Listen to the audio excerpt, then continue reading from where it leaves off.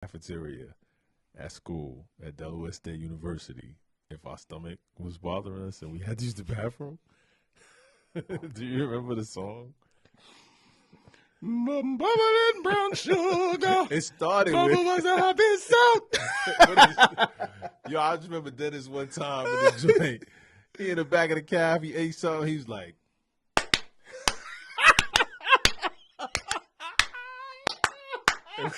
it's like, yo, if you wasn't in the know, you didn't know what was going on. You had to know it. Went to the bathroom. Before he went to the bathroom, he was like, bubbling brown sugar. You feel you want to up and shout. No bars off. Huh. Yeah. MCs take no bars off. Ah, man, welcome to another episode Oh, my gosh. of No Bars Off. I am one of your co-hosts, Sherrod, a.k.a. Shot Stimuli. I am your other co-host that can't stop laughing. I am Bobo Brown. Yes. If it's your first time tuning in, please subscribe to us. If you want to know on the audio side, just know that we are a podcast dedicated to hip-hop verses. We find the classic ones, the great ones. We break them down, praise the artists. Mm-hmm. We find the new ones that people suggest and tell us to check out. And if they hot, Yeah. we're here to talk about them. And if they not, we're here to talk about them. Well, only when we react. So we, like, for those that don't know, we just started doing reactions. We didn't do reactions in the beginning. We just did verses that we researched, that we loved, that we wanted to be like, yo, we got to talk about this because it's hot. But people reached out to us and was like, yo, y'all need to react to some things. So we started doing live reactions. So check those out as well on the channel. Mm-hmm. But today this verse got recommended to us. It's not part of a song, but I guess it's part of a song that's coming up later on. I would assume so. So we would we may revisit it when it becomes a song. But for now, it's a verse. At the moment. Yes. And sparked some interest. Powerful words. Yeah. Yeah. And we were like, yo, well, this is something that we talk about anyway. Everybody's talking about. Right. So the time is relevant for today's time and the topic. So, the show gives us a chance to talk about stuff that is important as well. True. So we use the music as a tool. Put the medicine in the candy. Yeah. Catch us on DETV every Tuesday, 9 p.m. Shout out to Delaware State. Delaware State. Hornet Pride. Yeah. Yeah, man. So I'm going to play this joint, and we're going to talk about it. Yeah, sparks a lot of dialogue. Yeah. Let's do it.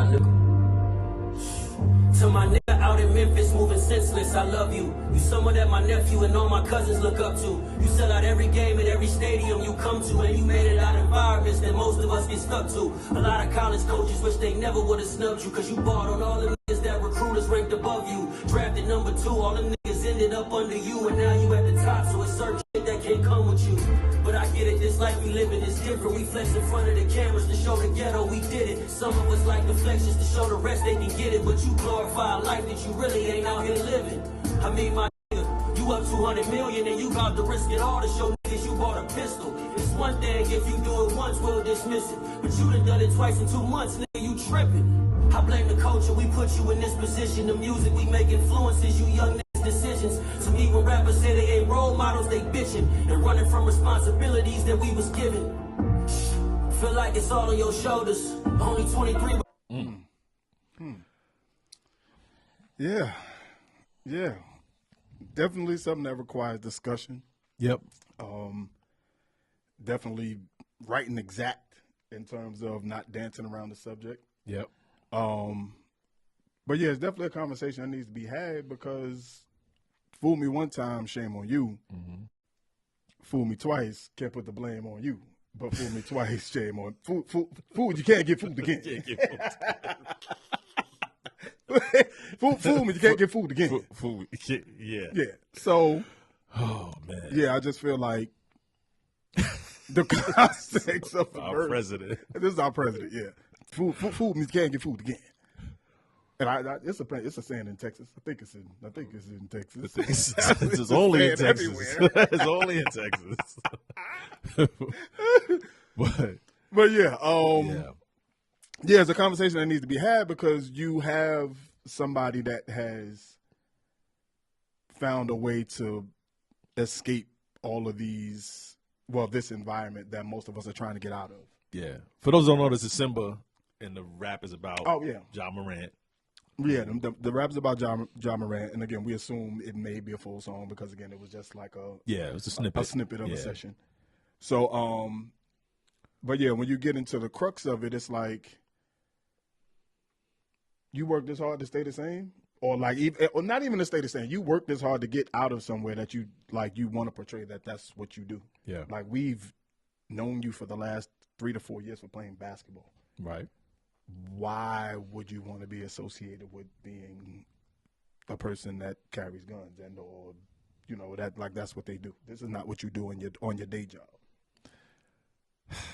Well, let's keep this in the sense of rap so that we can address the topic in terms of what the bars are saying. True. So he starts off, and there's a lot of ninjas in this song. I mean, it's a whole lot. Yeah, shout to Symba.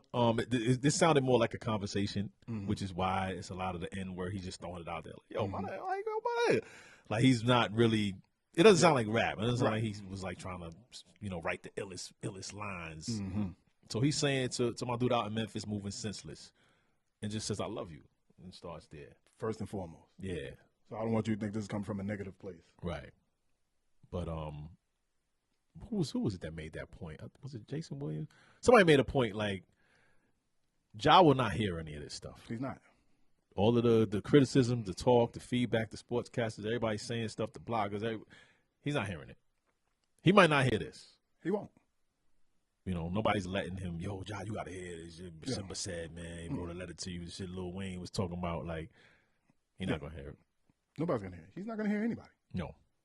Anybody that he makes more than, he's not going to hear it. I mean, people reached out before, the Jalen Roses and the Garnetts and the Gilbert Arenas had some I think probably the most. I think he would probably be relatable. The most relatable words. If you want to hear some words of advice, he might be the person you want to go to. He was the person that told him, yo, you got to cut your hair. He's like, you're not going to want to hear this.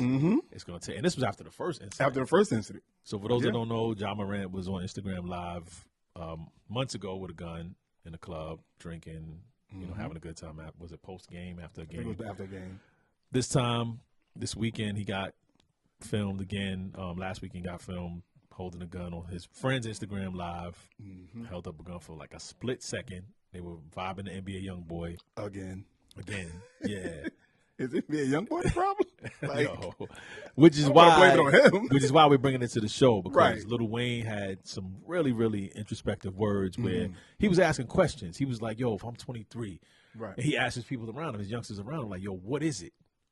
What is it that's making you feel like I have to show this weapon? Yeah, that's what I want to know. That's the part that's like, I'm trying to identify with being young and having this social media tool. Right. And not just social media, because it's one thing to post something, because that takes time to be like, yo, all right, I'm going to post this thread. I'm going to put this caption. Put this caption. Like you have to, this is a thought process. That's a thought process. But the live aspect of it is definitely, it's more youthful because they grew up in it. And they're used to hitting that live button where we are kind of like. You can get instant gratification. Instant gratification. Instant, whatever it is that you're looking for. Yeah, and we're not youthful celebrities, so that's another thing. Because you can be a teenager, go live in high school, maybe have 30, 40 people on your live. Right. It's still a big deal, but it's nothing like hundreds of thousands of people having that access at 23. Yeah. And you don't rap. Like, you're not doing music. You dribble a basketball. So that's easy. Like, I'm a star. But with that, at what point, and I get the aspect of being 23.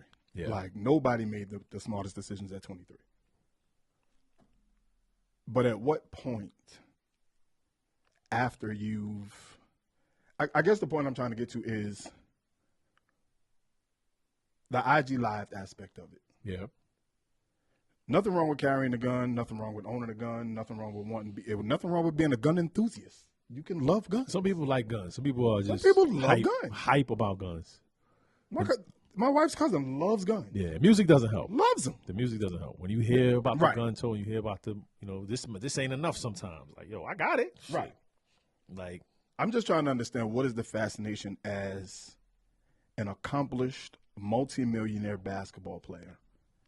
What do you serve to gain by showing that you carry a gun around when we all know, we see you on TV, that you're a full-time basketball player?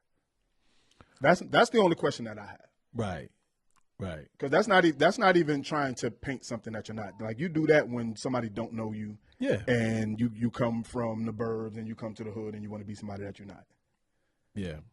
We all, like, you're on television daily, weekly. We know that you dribble a basketball for what you do for a living. Yeah. But this and again, guns weren't music when we were coming up too. It didn't make us want to ride around with a gun. No, they weren't. It wasn't. And they weren't easily as accessible. Right. They weren't as easily accessible. You had to go through some links to obtain a firearm. This is true. When we were growing up. But, if you go line by line, right, you're someone that my cousins and all my nephews look up to. So, speaking to your comment about the IG Live thing, even if because I do think there's some mental illness here. I think there's Definitely something where he's not grasping the gravity of this, right? You got to think to yourself, if I'm a gun enthusiast, we're trying to just throw things out there. I'm a gun enthusiast. I'm a ball player. I'm young. I don't care about nothing, right? Somebody has to tell you, yo, you got youngsters that are looking up to you. That is the reason why Nike is making you the face of their brand. Exactly. It's not just because you're good at ball. It's because the way you move, you're an influencer. And they beep that. Off the court, people want to do the hair. Want to do the hair like that. Want to dye your hair. Want to do the little dance he be doing. The dances. All of that. Like the way you speak. Everything. Your recruitment. Like how you got to this spot. You weren't at the top of everybody's list. You weren't. So you automatically, your story is showing perseverance. Your dad at every game. Like those are things that you're showing some type of family. Some type of structure. Yeah, some type of structure that people are like, yo, Nike's like, yes, this is the face that we want. The NBA's like, yes, we want to move forward with this, especially when the number one pick of your class has not lived up to his potential. So Can't play a full season. Yeah. So you the golden child. Yeah, at this point, you the golden child. Most improved player, rookie of the year. Listen, like got your team to the Western Conference Finals. Yeah. Y'all were on that next. Y'all were on pace to be that next. On base. You know what I mean? On base. Everybody had y'all on tap for this season. Yeah. But you sell out every game and every stadium you come to, and you made it out environments that most of us get stuck to. This is, and what I always tell people is, as a culture, as a people, black people are probably the most overanalyzed, probably the most overcriticized, probably the most uninsulated people in terms of the way we're judged based on everybody else. True. Because of that, we like to insulate our own people. We like to take care of our own. Oh, he didn't do nothing that bad. Oh, if you was, you know what I mean? Oh, he's only 23. I get that. At some point, these are the same people that'll say, I'll put my child at 18 because he's grown. Right. Yeah. So if you feel like your child is old enough, he's grown enough that once at 18 he's grown, he can go out on his own. One, not only are you putting him in harm's way to make these decisions on his own, but then you have family members that are calling him into stuff like this. Hey, I got a problem at such and such. Come handle this. Like, you got to think about that. You got your mother doing this. Yeah. You know what I mean? And on more than one occasion. More than one. Yeah. That's a big issue. You know what I mean? That's a big time issue. You're empowering him to be the enforcer, whether he's the one that or not. He's there. He's there. And that's the people have to change. You don't have to change the people around you necessarily because you're not gonna change your mother and father, but they gotta understand. Like, yo, my son is a brand, a global brand. Listen. I'm not gonna call him if somebody badmouths me at the damn Foot Action or wherever they were at. I think it was Foot Locker. Whatever. I'm like, come on, man. It just doesn't make sense. Nah, it's not that. Everybody gotta grow up. You gotta have some maturity. $200 million is not just about the money. It's about like you're not even like at that point at 200 million. It ain't even about you no more. No, at all. Because you've well surpassed taking care of yourself. Yeah, that's the thing that And people that's don't get. the thing.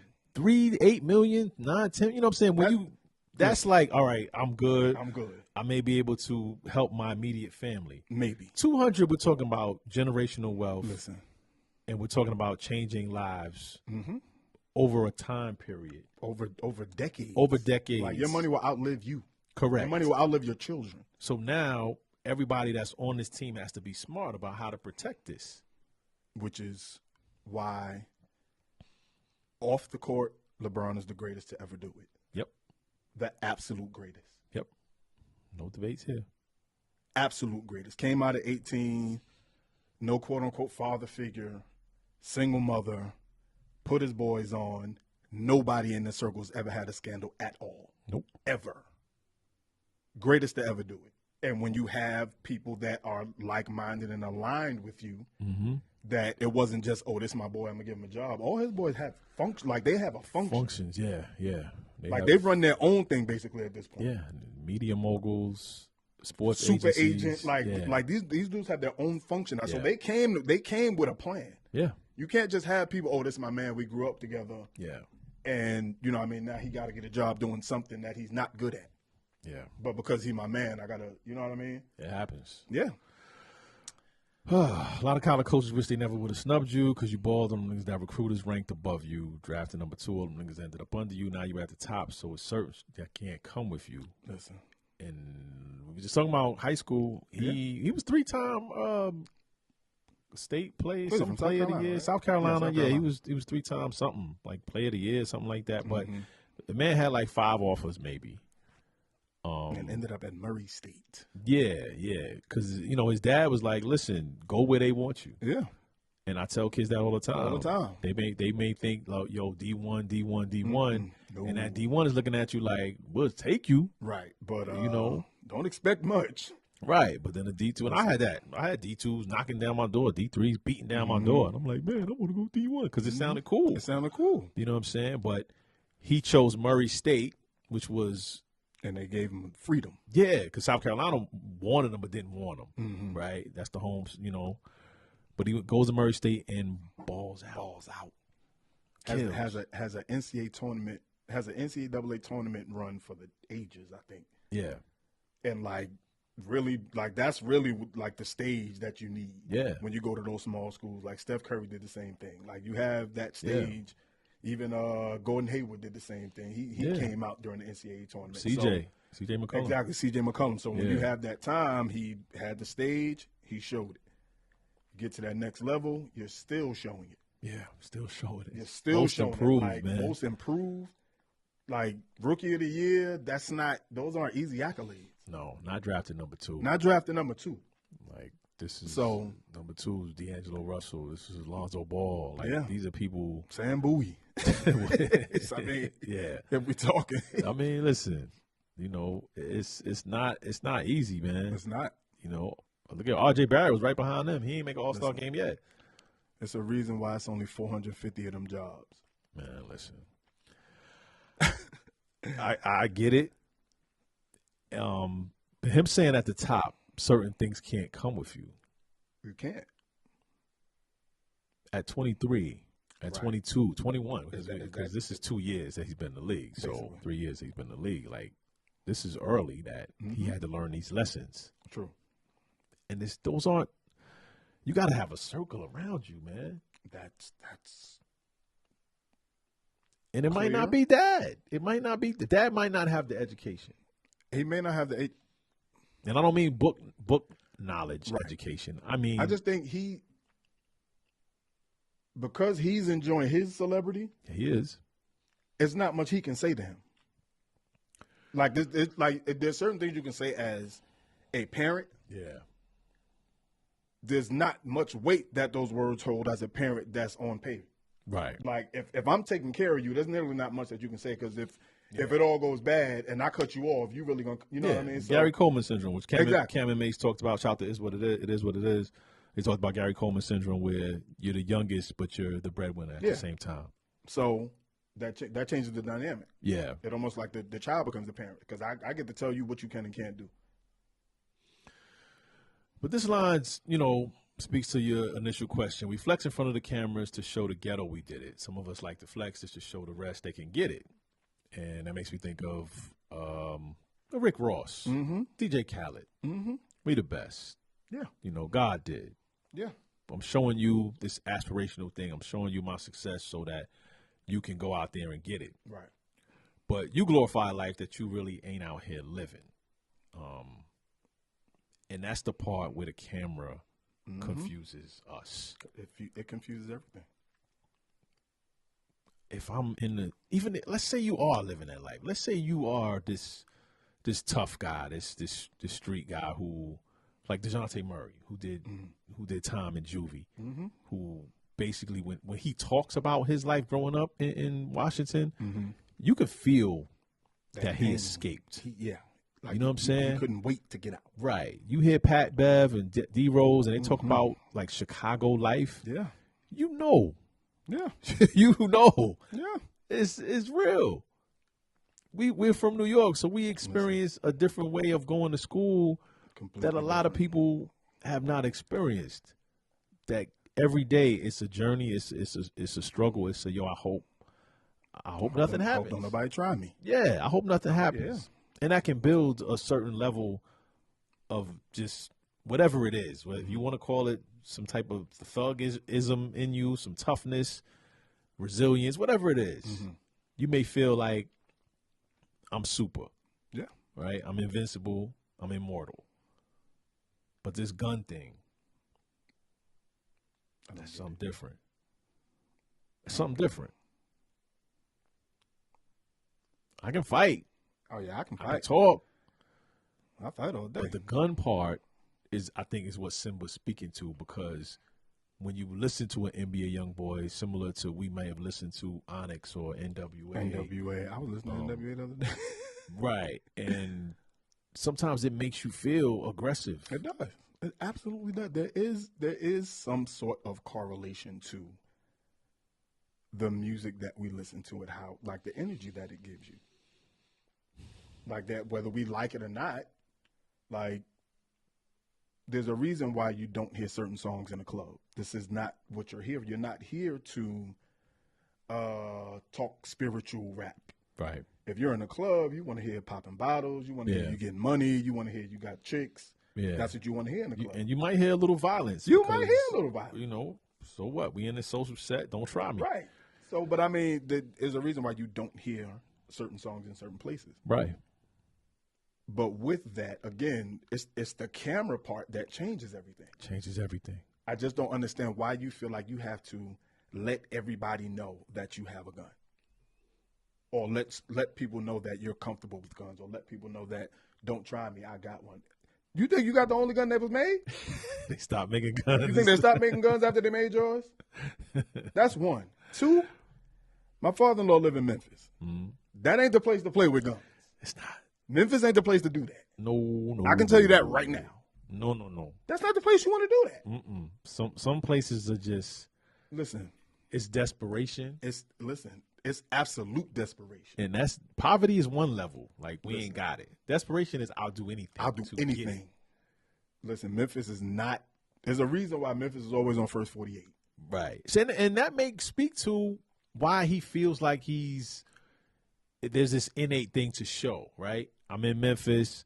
Don't try me though. I'm in Memphis. I'm real. Like, and playing the NBA Youngboy, that may just be the theme song. That's the trigger. And the trigger when you at home with your boys and you know what I'm saying, yo, they can't, whatever. You feeling like, but once that camera's on, right? Listen. And his man, I don't know if his man caught it quick. He caught it quick. He put that camera down immediately. Like, kudos to him. I got to give him that.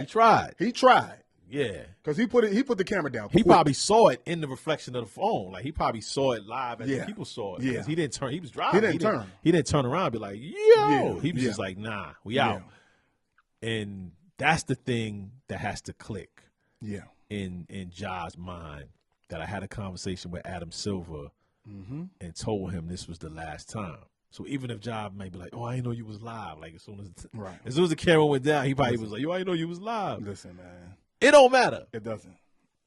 It doesn't. Don't matter. Phone is out. It's over. No gun is out. And all it took was that one clip. You know, internet sleuths don't miss nothing. No, They don't miss nothing. They So, on it. Adam Silver looked hurt. yo, listen, I was about to say that. When they showed him, when they had that conversation with him pre-draft lottery, Yeah. he sincerely looked hurt. Like, he was confused. Like, it took him a while to even speak. Yeah. Like, I don't even know what to say. Like, it's basically, he looked me in my face and lied. Pretty much. And now I got to figure out what I'm supposed to do now. Like, am I supposed to be lenient now when you look me in my face and lie? This was 2 weeks ago. You was right in my office and you look, or 3 weeks ago, however long it was, you looked at me in my face and told me it was a one-time thing, whatever. And for the people like JJ Redick, it was like, yo, he didn't break any laws. A kid with a gun, listening to music. I get it. And then Kenny and Charles talked about the morality code. Yeah. And we think about the kid, like it's kids watching you, Listen. dude. Listen, this is what I'll say about that. Yeah. People say it's his life. He's this. He can do that. He can be a gun enthusiast. Yep. There is a reason why you don't let your HR company follow your IG and your own Facebook page. You don't even make $200 million. Right. All of y'all out there, y'all don't make $200 million. Y'all make 50, 60, 70, 120,000, whatever. Yeah. There's a reason why you won't let your HR company follow your own IG page or your Facebook page. You know why? Because there's certain stuff you're going to post that you don't want them to see because you are an employee. Yeah. Job, whether you like it or not, you are an employee. That's true. I get that the Grizzlies pay your salary. I get it, but you work for them. The Grizzlies are an organization that is a part of the National Basketball Association. Yeah. They are your employer.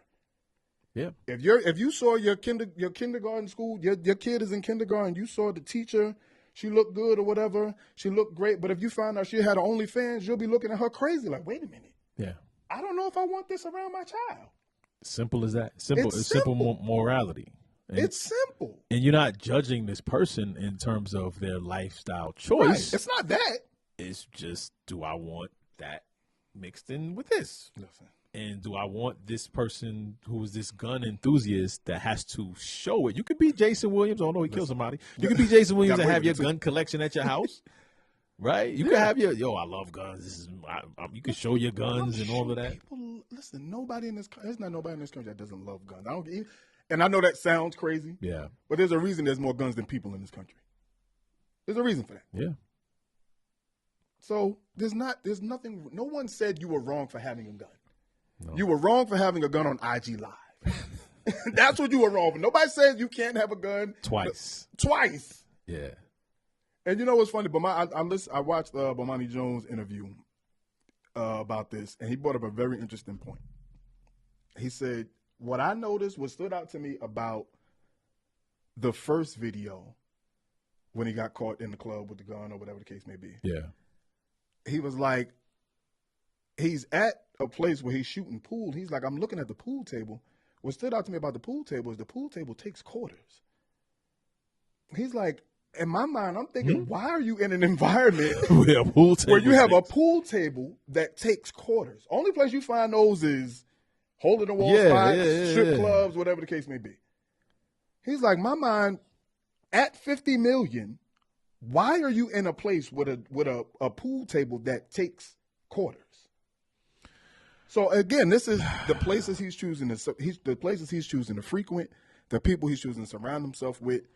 Not that there are bad people. Yeah. You can listen. You can be $200 million and go to a hole in the wall place. Nobody's saying you can't do that. right. But the camera doesn't need to come with you. If that was the case, you might as well announce everybody, tell, hey, I'm gonna be at such and such next week. Y'all come on now. Like if that's what you want to do, you might as well do that.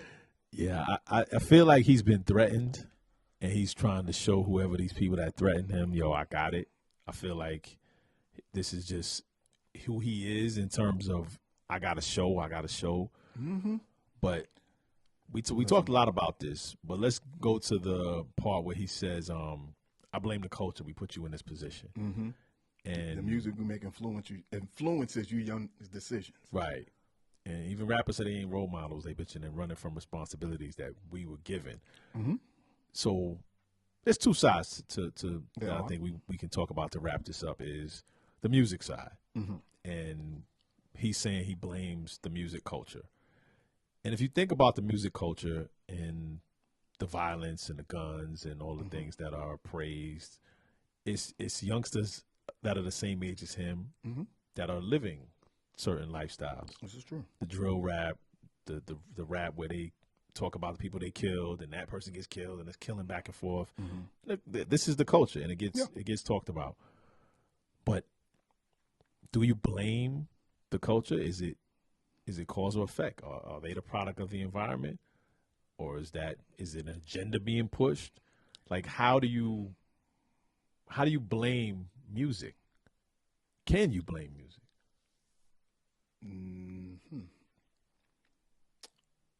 Yes and no. More no than yes. And I'll say that for two reasons. The music hasn't changed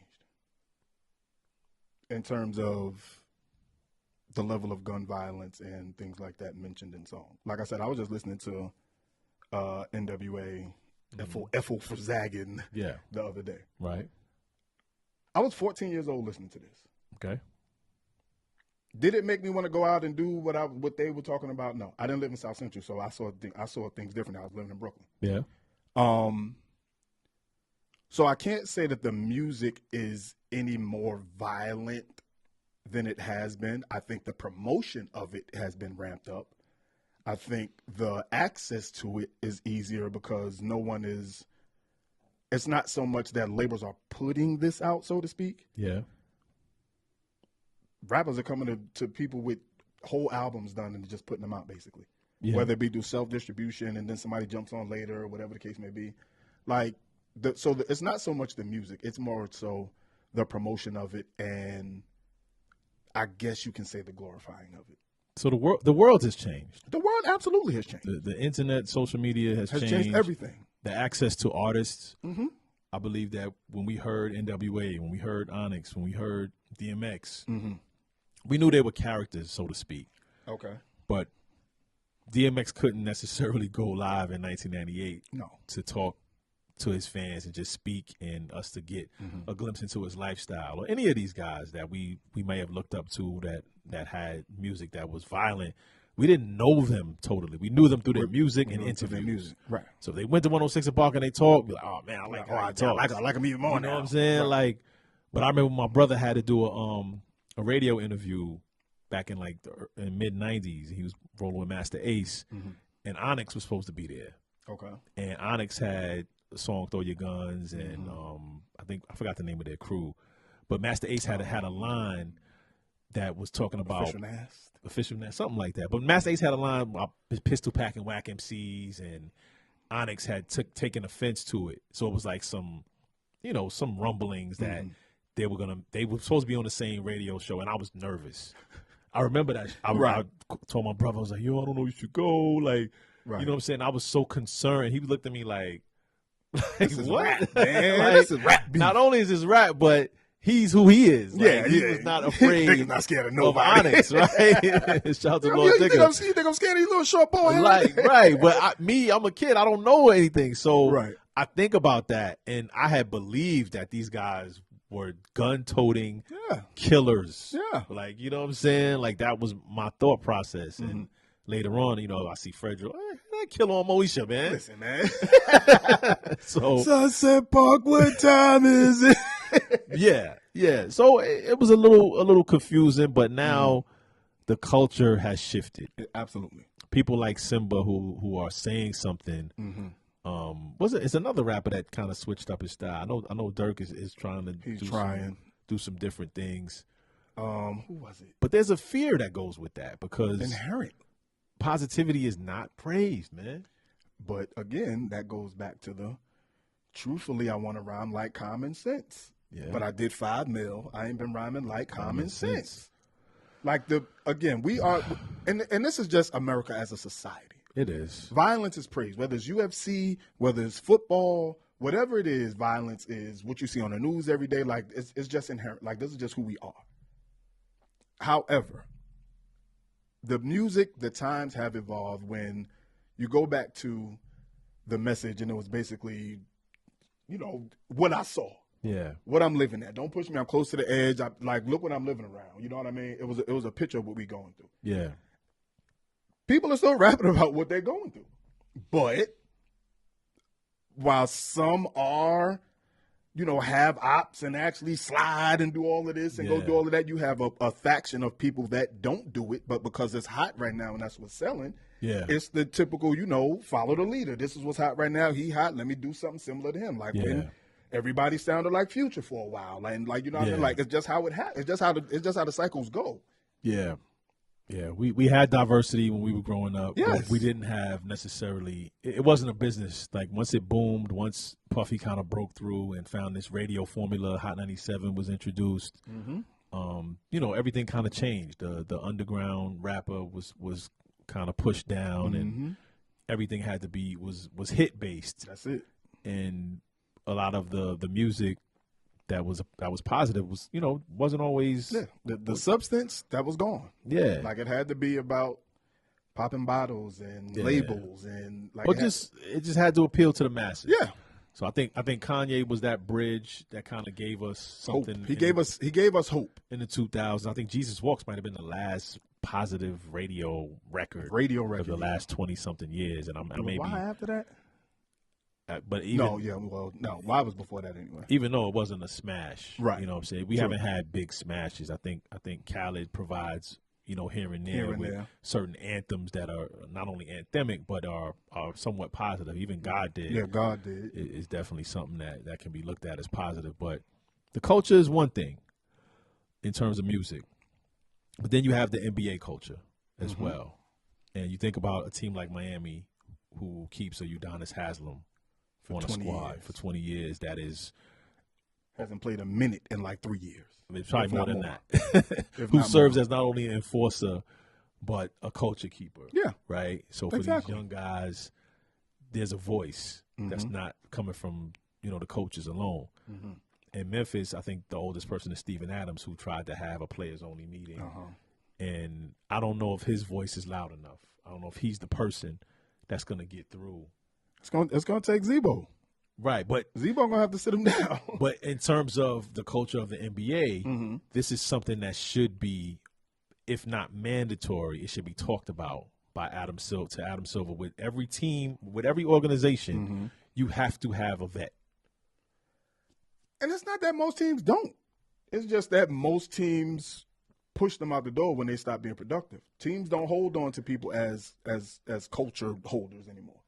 Like Udonis might be the last one. You got people like I see Derrick Rose is still on the Knicks. Derrick Rose is still on the Knicks and that's basically because Tibbs is the coach. Right. But if Tibbs goes, he goes. But if Tibbs goes, he goes. So and again, he's not quote unquote Knicks culture. He's from Chicago. No, he's not. His career was in Chicago. Like we don't have those people that stay in a place 13, 14 years, 15 years. Like it just doesn't happen like that.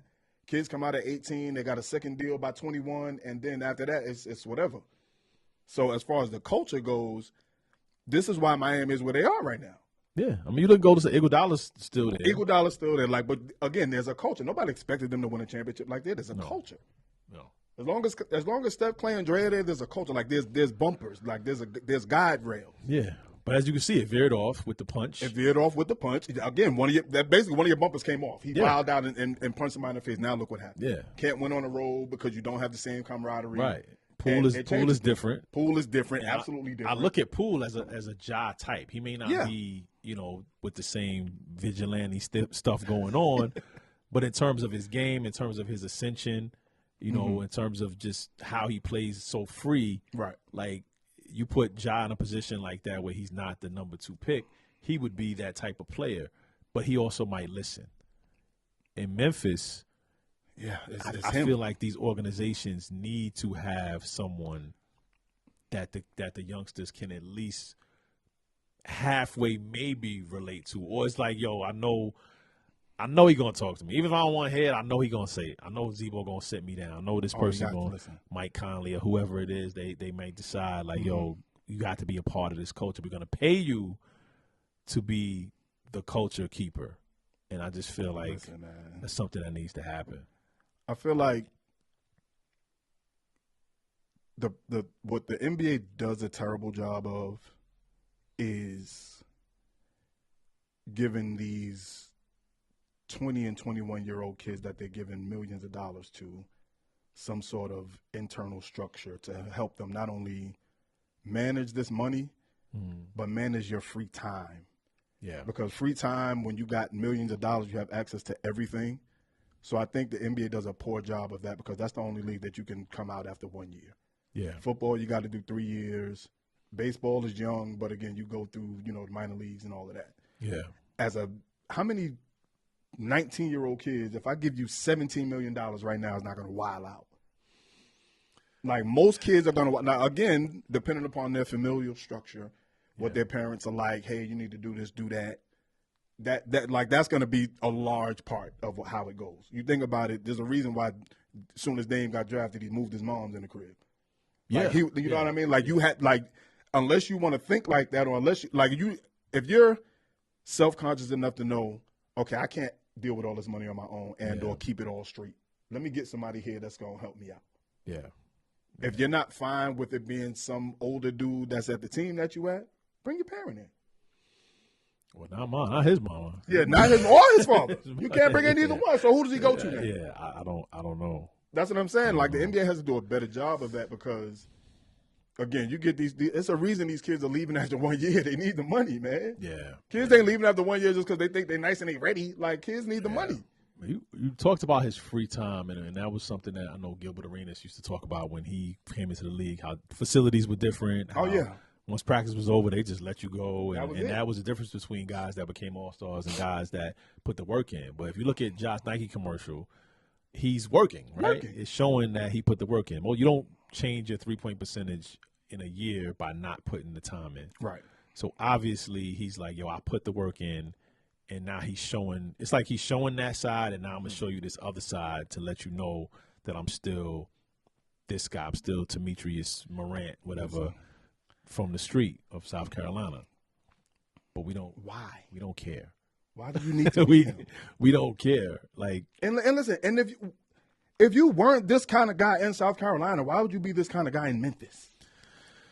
Again, I think it's a combination of mental illness. I think there may be some threats going on. I think you're in Memphis. Yeah. Listen, I would keep a low profile. Listen, man. At this point, nobody come around me with phones. Listen, man. How about don't go out? How about go to the gym, work out, go to your trainer, go do whatever you're gonna do. Yeah. What do you need? I get you one. Have your fellas come to the crib. Yeah, 23. I would like to say that would be a tough. That's tough. That's hella tough. But now that this has happened, now that the suspension I think it's going to be as harsh as half the season, if not the whole season. I think half is the max. I think the minimum is 25. And the NBA suspension is nothing to losing the Nike and Powerade deals because those are the deals that take you to the next deal. Yeah. You know what I'm saying? No, Nike takes you to McDonald's. McDonald's is perpetuity for life. Like these are the things that when you sign and you're looking up and you're 52, 53 years old. And you're still getting checks. And the checks are still coming in and it's licensing deals and they rebooting the shoe and all these things that have branched into other smaller deals. And now you're able to really fund your grandkids' education and life, and you set things up. And instead of that, I think we're going to get a 30 for 30. Yep. Or a documentary. 30 for 30 soon come. Where Ja is 31 years old. Out of the league. And he's telling you the real. And we're looking like, man, what could have been. I hope that's not the case. Damn shame what happened to Flip. Yeah, I hope. I hope that's not the case. I hope maybe he listens to Gilbert Arenas. Listen, cut your hair. He's gonna have to. And it's not I don't even want to say it's a racial thing or it's not being it's you an at image. this point. Dog. Son. There was a reason Cam Newton got drafted number 1. They told him don't get no tattoos. You go number 1, they tell you don't get no tattoos. You're gonna be like, nah, I want a tattoo. but you understand. But what does that mean to a youngster, right? You have to think what that means. Michael Jordan was clean cut and he understood. Iverson wasn't. He wanted the tattoos. But if you think, even if you look at that, Iverson was in trouble in high school. He was. Yeah, Iverson grew up. Newport News area, not a good area. Very different. Very different. Very different. Got in fights. People forget this guy was state player of the year in basketball and football. Yeah. Couldn't play in the McDonald's game. Couldn't do nothing. A lot of that stuff because of the had to sit out a year. End up, I wouldn't say settling for Georgetown, but John Thompson took a chance on him. Took a chance. Yeah. And look what he turned out to be. He did the opposite. Yeah. You come from nothing, end up nowhere, go to a small school, put yourself on this big stage. You're in the Western Conference Finals 1 year, comeback player of the year, rookie of the year, but you want to ride around in the car with your friends on IG Live. Yeah. So, I mean, this is a tough one, but it is. Even to speak to your point about image, just before we get out of here, it's not a black and white thing. It's not. It's a relatable thing. So the more people you can relate to by not having a tattoo, by having a lower hair, that's how they look at it. And it sounds crazy, but that's just how marketing and image works. You're more relatable if more people can identify with you. Steph Curry is more relatable than LeBron James because he's 6'3". Most people are 6'3". Like the average the height of a person is about 6'2", 6'3". You know, and that's just, the world wants to be older. We don't want you to be older, man. We want you to grow up. And, you know, although you may not hear this or see this, hopefully it sparks just more conversation about what needs to happen in the world, man. Listen, circle got smaller. Everybody can't go. That's it. But Nipsey told us. Yeah, we gonna sign off on this. Y'all, please let us know y'all thoughts. I know we probably said some things that people agree with, disagree with, and that's okay because we just flowing. But let us know what y'all think, man. And crazy. Keep your gun off IG Live. If you got $200 million Live. Shout out to Symba for the message. Yes, shout out to Symba. It resonated because again, this is not a jokey of a subject. Yeah, like playing with guns when you're not a gun guy in Memphis. Yeah. Those 1 + 1 gonna equal 2 soon. You don't want that. So man. All right, man. Take no bars off, y'all. Keep your gun off, though. Keep your gun off. Real spitters take no bars off. Yeah. MCs take